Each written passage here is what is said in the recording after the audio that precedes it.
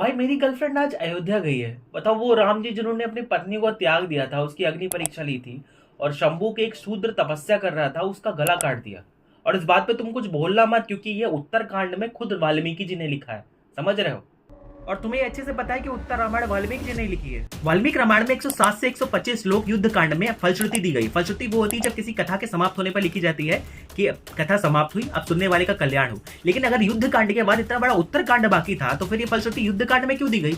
उत्तरकांड के अंदर भी तो लिख सकते थे ना, लेकिन क्यों नहीं लिखी गई पता? और रामायण के बाल कांड के चौथे सर के दूसरे श्लोक में कहा गया है कि रामायण में 24,000 श्लोक, 500 सर्ग और 6 कांड है, तो फिर सातवां कांड कहां से आया? और उत्तरकांड के 94 सर्ग के 27वें श्लोक में कहा गया है कि महात्मा लोगों ने अभी तक के 500 सर्ग और 6 कांड की स्थापना की, लेकिन इसके बाद उन्होंने एक उत्तरकांड भी लिखा। मतलब बोलना क्या चाहते हो कि महर्षि वाल्मीकि को 7 तक की गिनती नहीं आती थी, उन्होंने पहले 6 कांड लिखे, उसके बाद में एक कांड के बारे में और बोला, मतलब 6+1, उन्होंने डायरेक्टली 7 नहीं बोला। इतने बेवकूफ थे महर्षि वाल्मीकि।